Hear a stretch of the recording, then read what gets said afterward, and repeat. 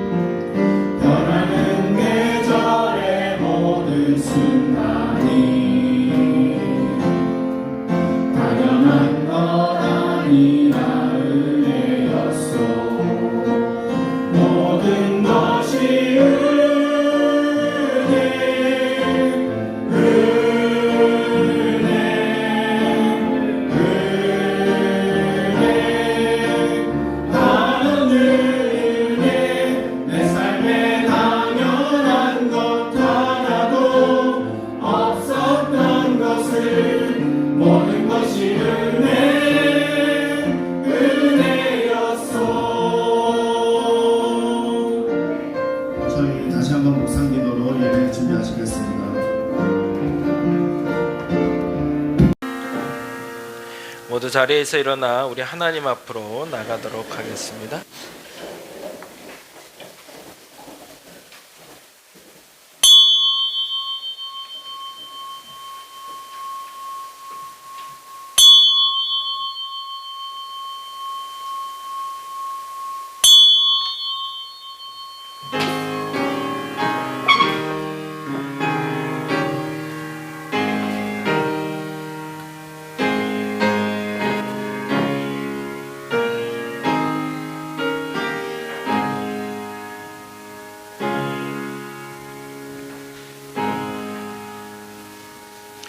너희는 하나님께 능력을 돌릴지어다. 그 위엄이 이스라엘 위에 있고 그 능력이 하늘에 있도다.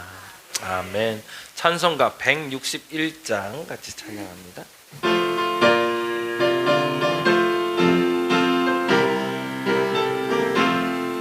할렐루야. 우리 예수 부활승 전하셨다. 세상 사람 찬양하니 천사와 나파도다.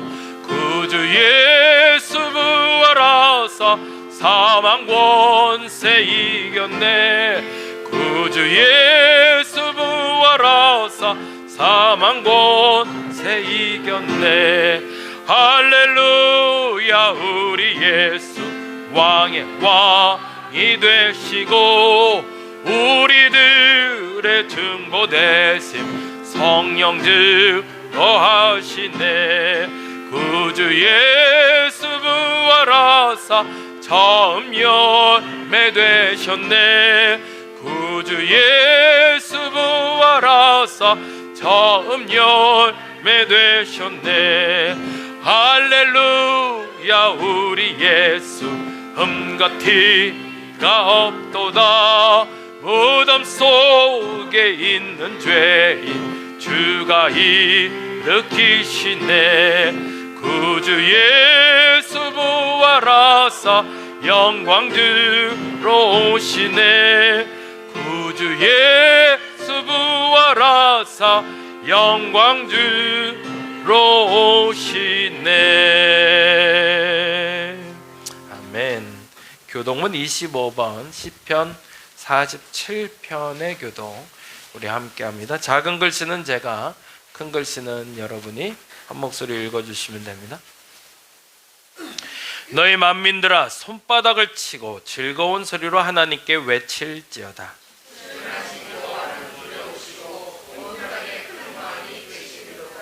여호와께서 만민을 우리에게 나라들을 우리 발 아래에 복종하게 하시며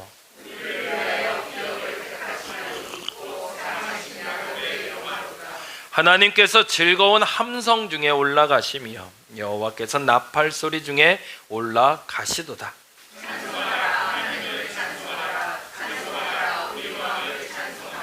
하나님은 온 땅의 왕이심이라 지혜의 시로 찬송할지어다.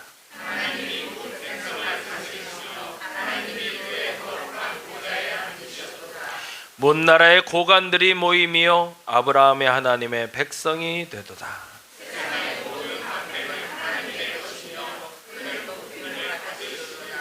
아멘. 송영합니다.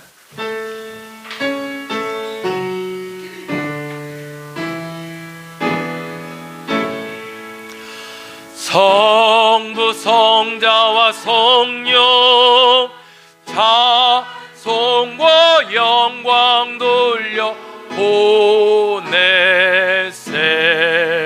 대처로 지금까지 또 영원 무궁토록 성삼위께 영광 영광.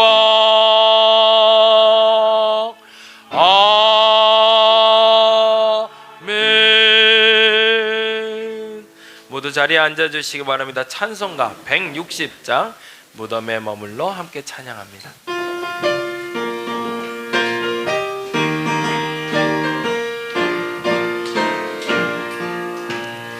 무덤에 머물러 예수 내 구주 기다렸네.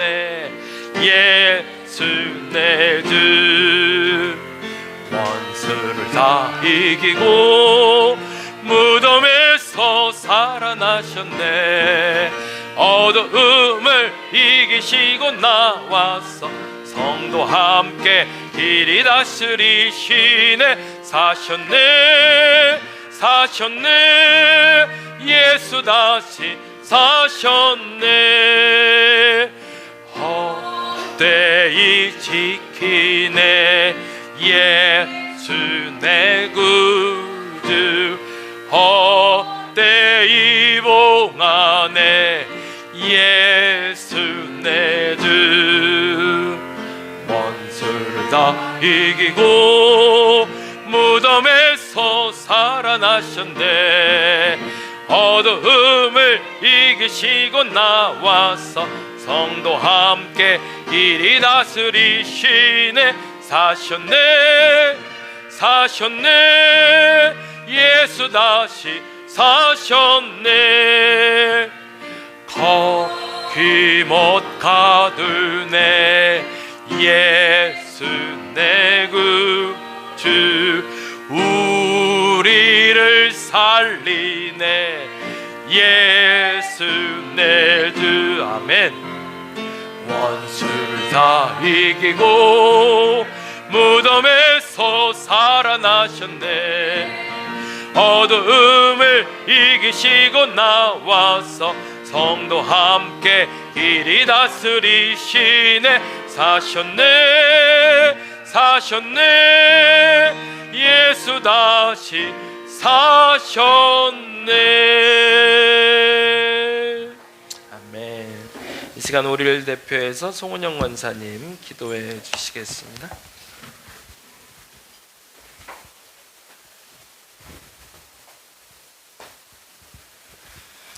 기도드리겠습니다. 사랑과 은혜가 풍성하신 하나님, 오늘도 우리에게 한날을 허락하시고 주일 예배로 인도해 주시니 참으로 감사합니다. 아멘. 한 주간의 우리들의 삶을 뒤돌아볼 때 모든 것이 주의 은혜였음에도 불구하고 작은 일에 낙심하며 좌절하고 불평할 때가 있었음을 고백하오니 우리들의 연약함을 용서하시고 긍휼을 베푸시사 어떠한 상황 속에서도 흔들리지 않는 믿음을 허락하여 주시옵소서. 아멘. 두려움과 염려와 앞이 보이지 않는 불안한 상황일지라도 주님의 선한 능력을 의지하고 여호와 일의 하나님을 믿으며 끝까지 말씀과 기도로 승리하게 하옵소서. 하나님, 어느새 한 해의 절반을 지나고 있습니다. 세상 속에서 바쁘게 살아오느라 기도해야 할 때 세상을 의지하였고 감사해야 할 때 원망하였으며 사랑해야 할 때 미워하고 판단했습니다. 우리의 제된 허물을 용서하시고 이 시간 다시금 우리의 심령을 새롭게 하사 주의 자녀로 부끄럽지 않은 삶을 살아가게 하옵소서. 아멘. 다음 주부터 홀리위크가 시작됩니다.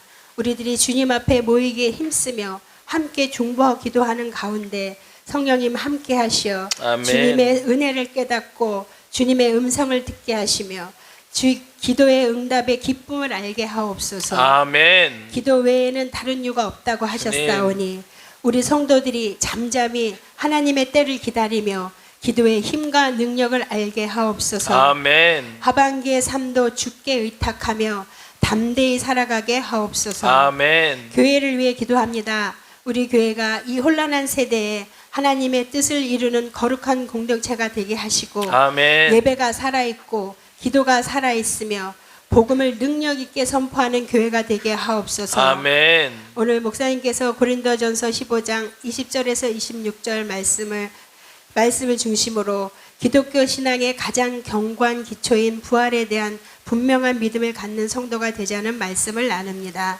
이 시간 우리들에게 들을 수 있는 귀와 깨달을 수 있는 지혜를 허락하시어 부활의 소망과 믿음을 가지고 살아가는 성도들 되게 하옵소서. 아멘. 이 시간 진정으로 사모하는 마음으로 예배를 드립니다. 기쁘게 받아 주시옵소서. 아멘. 예수님의 이름으로 감사하며 기도드리옵나이다. 아멘.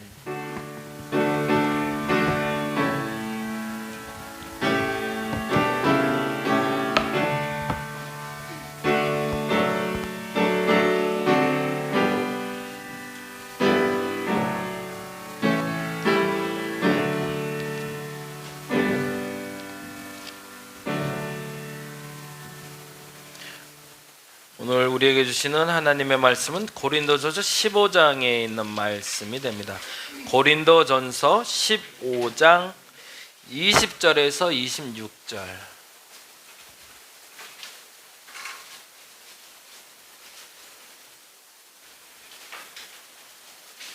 신약 성경의 282페이지 전후에 있습니다. 다 같이 성경 찾으시고 천천히 찾으시면 됩니다. 다 찾으셨죠? 다 같이 자리에서 일어나셔서 오늘 우리에게 주시는 하나님의 말씀 함께 읽도록 합니다. 고린도전서 15장 20에서 26절 말씀입니다. 함께 읽겠습니다. 그러나 이제 그리스도께서 죽은 자 가운데서 다시 살아나사 잠자는 자들의 첫 열매가 되셨도다. 사망이 한 사람으로 말미암았으니 죽은 자의 부활도 한 사람으로 말미암는도다. 아담 안에서 모든 사람이 죽은 것 같이 그리스도 안에서 모든 사람이 삶을 얻으리라. 그러나 각각 자기 차례대로 되리니 먼저는 첫 열매인 그리스도요, 다음에는 그가 강림하실 때에 그리스도에게 속한 자요, 그 후에는 마지막이니 그가 모든 통치와 모든 권세와 능력을 멸하시고 나라를 아버지 하나님께 바칠 때라. 그가 모든 원수를 그 발 아래에 둘 때까지 반드시 왕노릇 하시리니 맨 나중에 멸망받을 원수는 사망이니라. 아멘. 자리에 앉아주시기 바랍니다. 오늘은 부활절은 아니지만 그 성경 본문에 따라서 부활의 열매라는 제목으로 같이 말씀 나누려고 합니다. 그 신앙생활하면서 우리가 알아야 될 것들이 몇 가지가 있어요. 근데 그래서 그거를 우리의 머릿속에 암송할 수 있도록 사도들 시대가 지나고 나서 어느 시점에 만들어진 것이 있는데 그게 바로 사도신경이라는 것이 있습니다. 사도신경은 2세기에서 4세기까지에 형성된 것으로 보여지고요. 정확히 누가 만들었다, 어떻게 만들었다는 알려진 바는 없습니다. 이제 추측하건대 이제 생각하기로 세례문답을 해야 되는데 이 세례를 줄 때 이 사람이 신앙 고백을 시켰으면 좋겠는데 어떻게 세례 고백을 줄까? 그러다 우리 김성탄 이서정 성도님 세례 교육할 때 한 것처럼 동일한 신앙을 고백하게 만들어야겠다. 그러면 이 동일한 고백에 들어가야 될 내용이 뭘까라고 얘기했을 때 조목조목. 근데 이제 크게 나눌 땐 하나님에 대한 믿음의 고백, 그리고 예수님에 대한 믿음의 고백, 성령에 대한 믿음의 고백, 그리고 마지막 우리가 모이는 이 교회에 대한 공동체의 믿음의 고백. 그래서 이 네 가지의 믿음의 고백을 토대로 세례받은 사람들, 하나님의 백성이 되는 사람들은 동일하게 이와 같은 것을 믿는다라고 말하게 하자. 그래서 만들어진 건데 아마도 2세기와 3세기와 4세기를 거치면서 많이 좀 바뀌었던 것 같아요. 그러다가 빠지는 것도 있고 다시 들어가는 것도 있고, 그래서 만들어진 게 우리가 외우고 있는 사도신경입니다. 근데 여기에 또 하나 너무 중요한 것이 있었는데, 세례받는 사람들이 모두가 똑같은 보편적인 믿음을 고백하게 만들었던 이유는 잘못된 믿음이 들어왔기 때문에 그렇습니다. 그러면 이것이 뭐가 잘못되고 무엇이 옳은 것일까를 판단할 때 사람들에게 보편적으로, 그러니까 어떤 신학자나 특별한 사람만이 설명할 수 있는 것이 아니라 누구나 이 사도신경을 암송하는 사람들은 저 사람에게 믿음을 얘기했을 때 그 사도신경을 믿는가 믿지 않는가를 물었을 때 믿지 않는다고 하면 바로 규정할 수는 없겠지만 이단적이다 라고 얘기할 수 있고, 그렇지 않을 땐 우리는 바른 믿음을 가지고 있다 라고 얘기할 수 있다는 거죠. 그래서 1990년대 초중반에 이것 때문에 좀 말이 많았어요. 왜냐하면 예배 형태가 그때 급격하게 바뀌기 시작했거든요. 그러니까 우리가 말하는 이제 전통 예배라는 예배 형태가 지금 우리가 드리는 예배 형태인데, 이 예배 형태에는 반드시 사도신경과 주기도문이 들어가 있었습니다. 예식서 자체 내에서. 근데 어느 날 열린 예배, 현대 예배라는 예배가 만들어지면서 예배의 형식이 간소화되기 시작했어요. 그러면서 최소한의 형태를 가지고 성령의 이끄심에 따라 예배드리자라는 명목하에서 하나씩 하나씩 소위 필요 없다 여겨지는 부분을 빼기 시작했는데 그 중에 빠져나간 게 사도신경과 주기도문을 암송하는 시간을 빼기 시작했거든요. 그래서 그 예배를 드리는 사람들에게 이것이 이단적이다, 이단적이 아니다 라는 고백을 묻게 했고 그것 때문에 질문이 계속 회자되기도 했습니다. 근데 분명한 것은 어떤 형태의 예배를 드리는지도 중요하지만 내가 하나님 앞에 예배 드리는 자로서 어떤 믿음을 고백하고 있는가가 굉장히 중요합니다. 다행히 우리가 이제 신앙생활하면서 익숙하게 사도신경과 주기도문은 당연히 외우는 것처럼 되어 있기 때문에 여러분이 습관적이지만 이 사도신경과 주기도문을 암송하면서 여러분의 믿음을 갱신해 나갔으면 좋겠습니다. 한번 사도신경 같이 한번 외워보죠. 전능하사 천지를 만드신 하나님 아버지를 내가 믿사오며. 누구를 믿는 거에 대한 고백일까요? 하나님을 믿는 것에 대한 고백인데 어떤 하나님을 믿는데요? 전능하사 천지를 만드신 하나님이래요. 무슨 말이에요? 창조주 하나님이시고 전능하신 하나님을 우리는 믿는다라고 고백한다. 하나님을 믿는다라고 고백할 때 우리는 이 두 가지를 믿음으로 고백한다. 첫째는 할 수 없는 일이 없다. 모든 일이 가능한 분이시다. 그 믿음을 우리가 갖는 것이 하나님에 대한 바른 믿음이고, 또 하나는 창조의 하나님이시다. 심지어 무에서 유를 창조하신, 아무것이 없는 곳에서도 무엇인가 있게 하실 수 있는 분이 하나님이다. 그 하나님을 우리가 믿고 있다라고 사도신경에 고백합니다. 또 그 다음에 뭐라고 돼 있죠?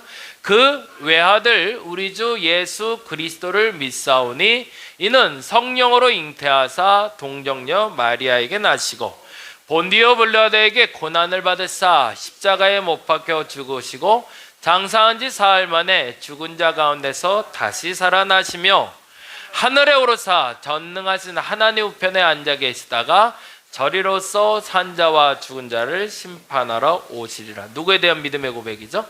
예수님에 대한 믿음의 고백. 요거 이제 좀 이따가 다시 한번 살필 건데, 첫째는 우리가 하나님에 대한 바른 믿음의 고백을 할 땐 전능하시다는 걸 믿는 겁니다. 그러니까 하나님은 모든 것이 가능하신 분이다. 심지어는 무에서 유를 창조하실 수 있는 분이다. 그 하나님을 믿는 나에게는 모든 것이 가능하다는 거죠.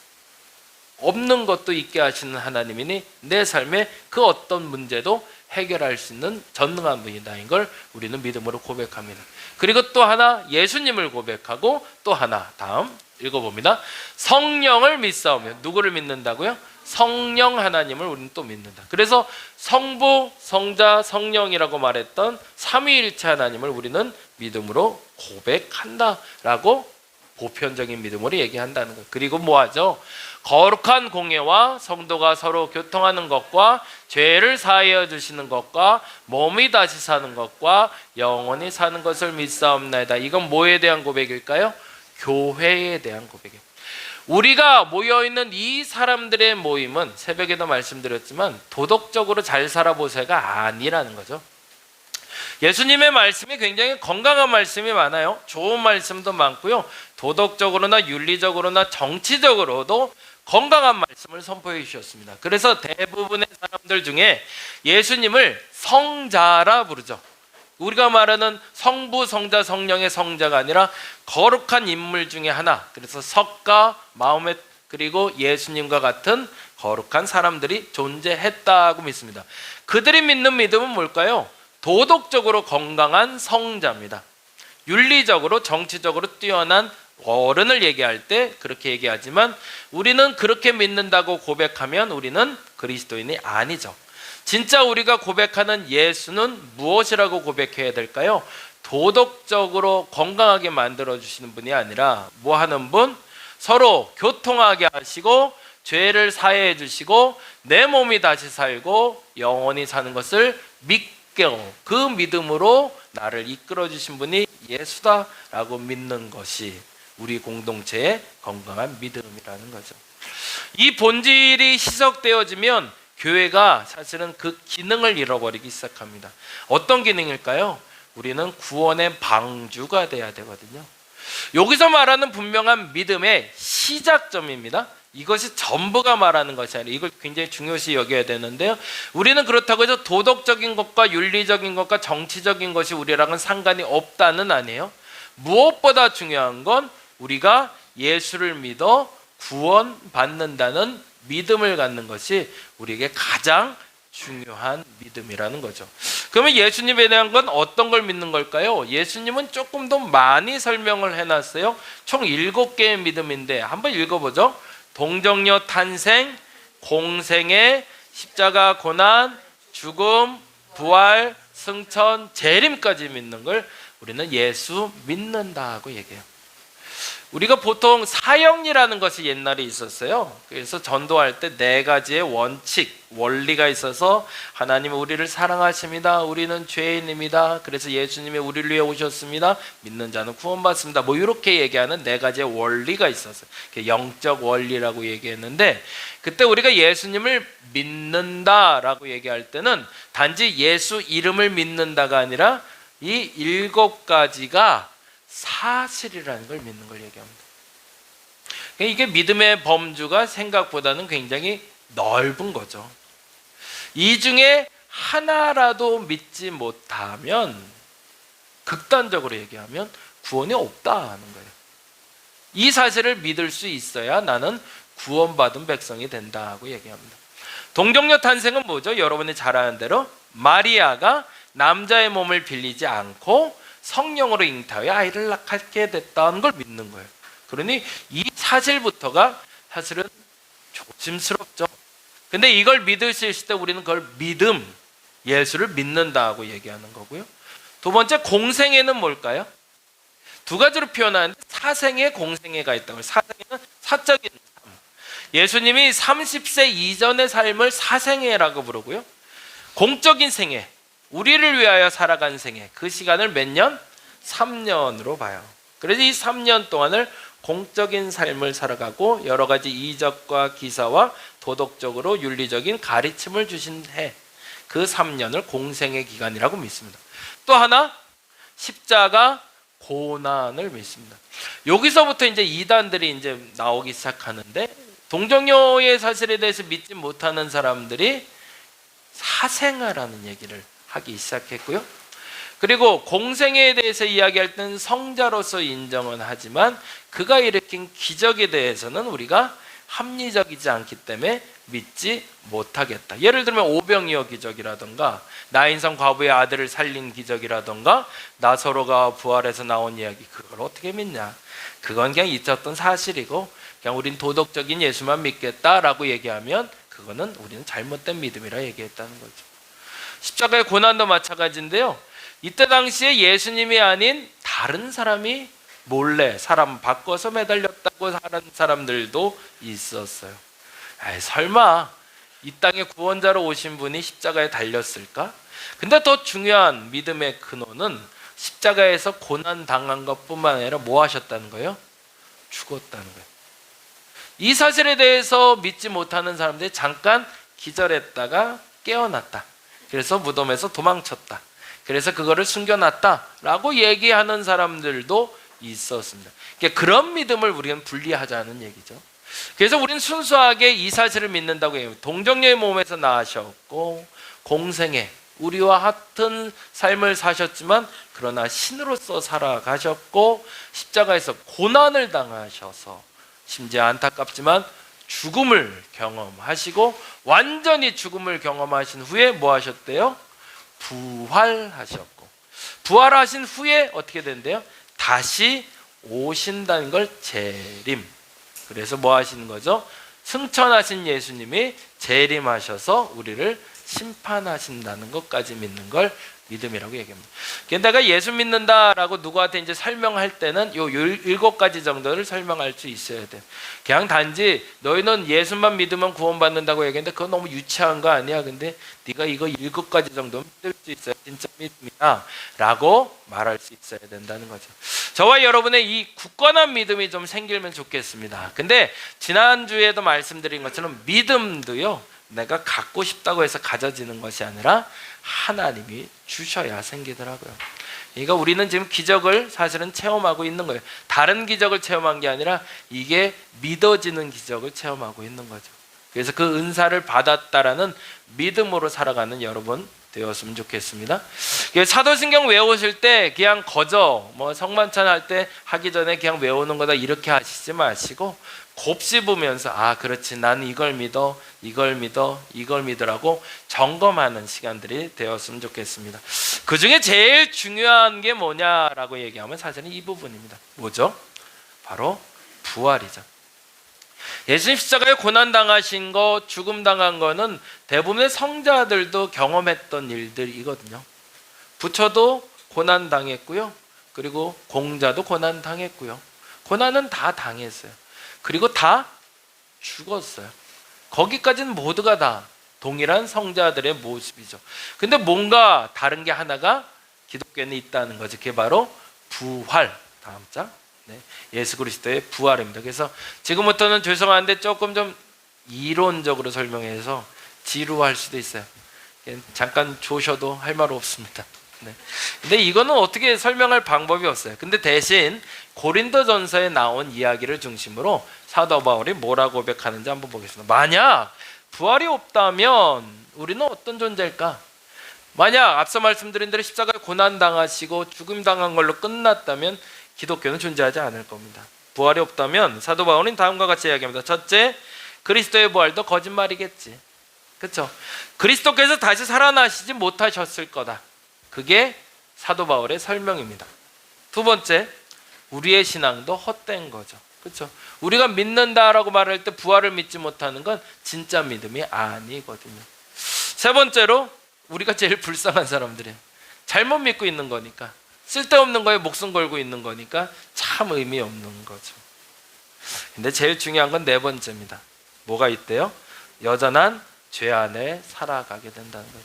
그럼 부활의 키워드는 뭘까요? 부활의 가장 중요한 요점은 내가 다시 살아났다가 아니라 죄를 이겨서 승리했다는 데 있습니다. 그래서 하나님이 하신 가장 위대한 일을 우리는 부활이라고 얘기합니다. 부활은 단지 죽음당했던 예수가 살아난 걸 얘기하는 게 아니라 뭔 얘기를 하고 싶은 거예요? 죄에 대한 얘기를 하고 싶은 거거든요.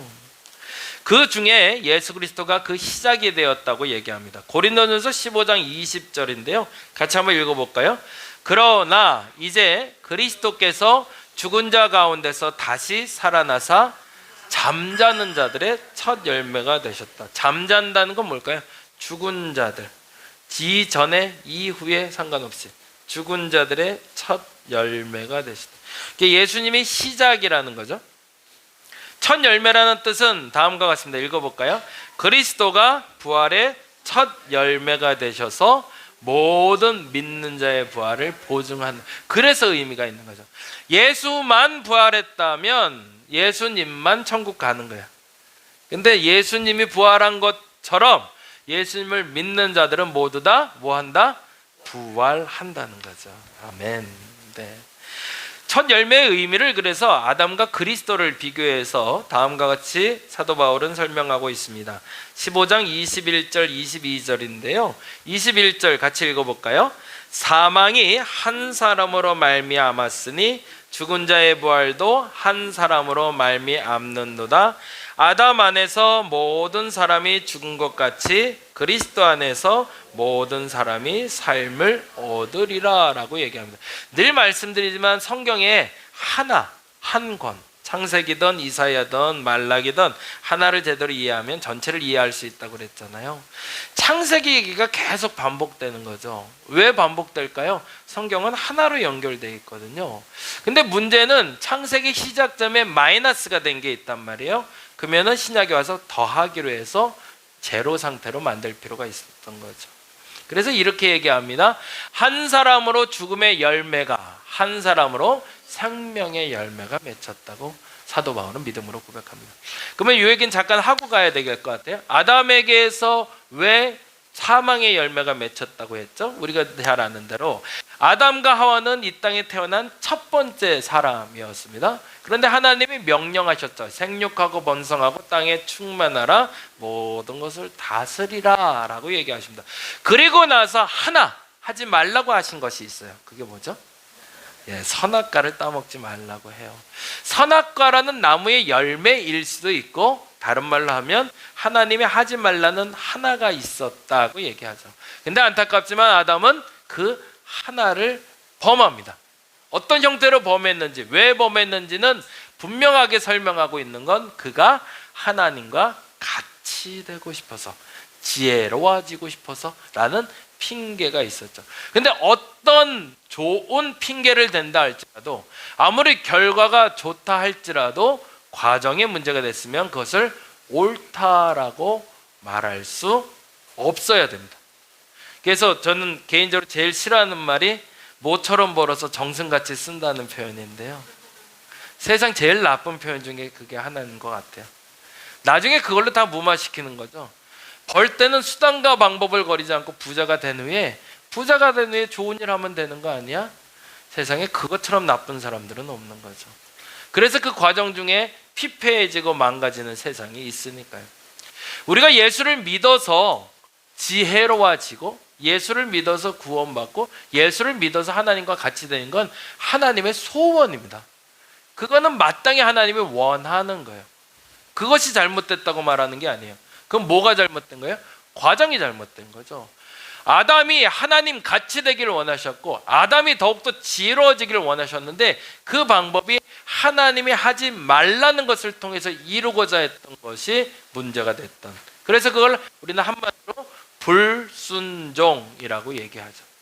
그래서 그 불순종의 시간들을 넘어서 새롭게 사망이 들어온 이 세상을 생명으로 바꾸는 역할을 하기 위해서 동일한 범주가 필요했던 거죠. 그래서 처음 아담이 태어난 것처럼 첫 아담 같은 예수가 태어났고, 그리고 예수로 말미암아 이 사망의 열매를 끊어버리기 위해서. 왜? 하나님은 그렇게 얘기하셨거든요. 욕심이 잉타하여 사망을 낳는다고, 죽음을 낳는다고 하셨거든요. 그때 이 죽음을 낳는 것에 대해서 다시금 넘어갈 방법이 필요했던 거죠. 그래서 택하신 것이 예수 그리스도를 우리에게 보내셨고, 예수로 말미암아 그 죽음을 이겨버리게 만듦으로 그 상황을 벗어나게. 그래서 지금 말하는 것처럼, 사도 바울의 고백처럼 한 사람으로 죽음의 열매인 사망이 들어왔지만 예수 그리스도로 말미암아 우리가 생명을 얻게 된다는 표현을 합니다. 그래서 우리가 얻게 될 건 뭘까요? 부활한 몸인데요, 이 몸에 대해서는 매우 조심스럽습니다. 왜냐하면 사도 바울도 간접적으로만 경험했거든요. 자기가 죽어봤어야 부활의 몸이 뭔지를 아는데, 세상 넌 뭔 바쁜 일도 들고 오질 않나, 왜 이렇게 바쁘셔요? 밥하게? 열심히 바쁜데요, 뭘 열심히 들고 다니세요? 고린도전서 15장 36절에서 38절에 보면 그 부활의 몸에 대해서 이렇게 설명하고 있어요. 역시 사도 바울도 이거는 상상 속에서, 더 정확히는 그가 만난 예수님의 모습을 통해서 말하고 싶었던 거죠. 땅에 뿌려진 씨앗과 나중에 자라는 형체가 다른 것처럼 다를 것이다는 거예요. 이건 조금 다를 거다. 어떻게 다르다? 36절부터 읽어볼까요? 어리석은 자여, 내가 뿌리는 씨가 죽지 않으면, 그쵸, 예수님이 죽지 않았으면 어떻게 열매가 나왔겠는가 라고 설명하죠. 37절, 또 내가 뿌리는 것은 장래의 형체를 뿌리는 것이 아니요 다만 밀이나 다른 것의 알맹이 뿐이로되, 하나님이 그 뜻대로 그에게 형체를 주시되 각 종자에게 그 형체를 주시느라. 참 재밌어요. 어저께 지난주에도 말씀드렸고 계속 반복해서 말씀드리는데, 성경은 조금 꼼꼼히 볼 필요가 있어요. 모든 사람이 부활의 몸을 입게 된대요. 모든 사람이. 그런데 모든 사람의 부활의 몸이 각각 다르대요. 그게 특징이죠. 성령께서는 모든 사람에게 공평하게 은혜를 주십니다. 모든 사람이 부활하게 하시는데요, 어떤 사람의 부활의 형체는 이와 같고 어떤 사람의 부활의 형태는 이와 같을 거라는 걸 누가 규정하신다는 걸? 하나님이 규정하실 거라는. 그러니까 나의 부활의 몸이 예수의 부활의 몸과 형체는 다를 수 있다라는 거예요. 근데 분명한 건 모든 사람에게 각자 그들의 부활의 몸이 존재한다는 거죠. 왜 그럴까요? 각자 지은 죄가 다르고 각자 살아온 여정이 다르기 때문에 그렇습니다. 그래서 이 말을 매우 조심스러운 단어로 얘기하는 게 이제 더하기 한 단어가 상급이라는 단어가 나왔죠. 어떤 상급이 있대요? 저 천국에도 계급이 있나 봐요. 조금 잘 산 사람은 하나님 앞에 좀 더 괜찮게 살게 되고요. 조금 못난 사람들도 있는 듯해요. 그거를 비교 우위, 비교 열이 뭐 이건 아니고, 근데 중요한 건 최소한 하나님 입장에서도 이 땅에서 한평생을 하나님을 정말 바르게 믿은 사람과 죽기 전에 꼴까닥하기 전에 예수 믿은 사람과 뭔가는 달라야겠다고 생각하셨겠죠. 그래서 그 기준을 정하셨는데, 아하, 부활은 하되 모두가 생명은 어때? 조금 다를걸? 올라와 보면 좀 다를걸? 이라고 얘기해 주시는 거예요. 그래서 그 몸의 형체는 우리가 무엇이다 규정할 수는 없지만 각 사람의 부활의 몸은 다를 것이라고 우리가 믿는 거죠. 여러분은 어떤 형체 갖게 되실까요? 그래도 난 꼴깍전은 아니잖아요. 그러니까 조금 낫지 않을까 싶어요. 어떤 몸일지 상상해 보시면 좋을 것 같습니다. 다음 장 읽어보죠. 읽겠습니다. 땅에 심기는 씨앗은 초라하지만 아름답게 피어나는 꽃처럼 우리의 육체는 죽어 썩어지지만 부활로 신령한 몸을 입게 된. 이게 우리가 기대할 수 있는 건 부자와 나사로의 비유처럼 이 땅에선 부유하게 살았고 행복하게 살았고 뭐 하나 모자람 없이 살았다 할지라도 부활의 몸을 입지 못한 자는 비참하고 처참한 마지막을 맞이하게 되지만, 비록 이 땅에서 거지로 살았고 비참하게 살았고 억울하게 살았고 서운하게 살았더라도 부활의 몸을 입은 자는 그 가치가 지금 말한 것처럼 아름답게 피어나는 꽃이 될 거라는 거죠. 그 믿음이 없으면 우리는 비참한 사람, 억울한 사람이라는 겁니다. 그러니까 이 땅에 누리는 게 이 땅의 전부가 아니라는 걸 믿기 때문에 내가 기대를 가지고 살아가는 건데, 그 믿음이 없으면 너무 초라하고 너무 안타까운 삶을 사는 거죠. 저와 여러분이 이 땅에서 누리는 것에 그래서 집중할 필요도 있지만 뭘 해야 되는 거예요? 저 하늘에서 누릴 것을 위해서 지금 준비해야 되는 거죠. 제가 늘 하는 얘기 중에 하루를 바르게 살자는 표현을 써요. 그래서 제 그 닉네임이 하루살이에요. 하루살이. 그 이메일 쓸 때 하루살이라는 단어를 쓰는데 왜 그러냐면 깨달음이 한 번 있었어요. 오늘이 마지막일 수 있겠다. 내 생의 마지막이 오늘일 수 있겠다. 근데 오늘일 수 있다는 전제로 봤을 땐 오늘이 최고의 날이 되었으면 좋겠다는 거예요. 그게 제가 늘 말씀드리는 부분이기도 하지만 3일만 잘 살면 된다고 얘기해요. 어제와 오늘과 내일. 요 3일만 잘 살면 인생 잘 사는 거거든요. 근데요, 우리가 아무도 예측할 수 없어요. 내일 어떻게 될지. 심지어 내일 하나님의 부름 받을 수 있어요. 근데 오늘 믿음을 지켜나가는데 그 믿음이 상급에 이를 만큼 귀하고 값진 믿음을 가진 사람이라면 오늘이 가장 귀한 열매를 돼서 아름답게 피어나는 꽃이 될 겁니다. 근데 안타깝게요, 부름받기 전에 그 믿음이 무너지는 사람들이 있어요. 여러 가지 상황 때문이겠죠. 환경 때문이겠죠. 근데 중요한 건, 그래서 여러분이 그 믿음으로 살았으면 좋겠는 게 뭐냐면 오늘이 마지막이다. 오늘. 다른 거에 대한 최선이 아니라 믿음에 대한 최선. 그 두 가지의 최선을 살아야 되지만, 일상을 최선을 다해 살아야 되지만 하나님 앞에도 최선. 그래서 후회 없는, 더 정확히는 하나님 앞에 후회 없는 오늘을 살아서 내일 내가 눈 떴을 때 이 땅이 아니더라도 하나님의 영광, 그 은혜를 누릴 수 있는 저와 여러분이 되시길 바랍니다. 부활의 진정한 의미는 뭘까요? 그래서 다시 한번 고린도전서 15장이 부활장인데 이렇게 고백합니다. 17절인데요. 이렇게 고백하고 있죠. 읽어봅니다. 그리스도께서 다시 살아나신 일이 없으면 너희의 믿음도 헛되고 너희가 여전히 죄 가운데. 그러면 어떻게 된다니까? 사망, 곧 심판으로 말미암아 죽을 수밖에 없다는 거죠. 그래서 56절, 57절, 58절에는 다음과 같이 이야기합니다. 같이 읽어볼까요? 사망에 쏘는 것은 죄요 죄의 권능은 율법이라. 우리 주 예수 그리스도로 말미암아 우리에게 승리를 주시는 하나님께 감사하노니, 그러므로 내 사랑하는 형제들아, 견실하며 흔들리지 말며 항상 주의 일에 더욱 힘쓰는 자들이 되라. 이는 너희 수고가 주 안에서 헛되지 않은 줄 알미라. 그래서 세 가지의 확증을 우리에게 주셨다고 그래요. 첫째는 성경. 3절 4절인데 읽어볼까요? 내가 받은 것을 먼저 너희에게 전하였노니 이는 성경대로 그리스도께서 우리 죄를 위하여 죽으시고 장사 지낸 바 되셨다가 성경대로 사흘 만에 다시 살아나셨다. 예수께서 살아나신 일은 믿는 바, 우리가 믿을 수 있는 이유는 성경에 근거가 있다는 거예요. 성경에 분명 구원자가 죽었다 다시 살아난다는 얘기가 있는데 그 일을 예수께서 이루셨기 때문에 우리는 확증받았다라고 얘기한다. 근데 두 번째 더 중요한 게 있네요. 역사적 증거가 있었는데 5절에서 8절 읽어볼까요? 게바에게 보이시고 후에 12제자에게와 그 후에 500여 형제에게 일시에 보이셨나니 그 중에 지금까지 대다수는 살아있고 어떤 사람은 잠들었으며, 그 후에 야고보에게 보이셨으며 그 후에 모든 사도에게와 맨 나중에 만삭되지 못하여 난 자 같은 내게도 보이셨다.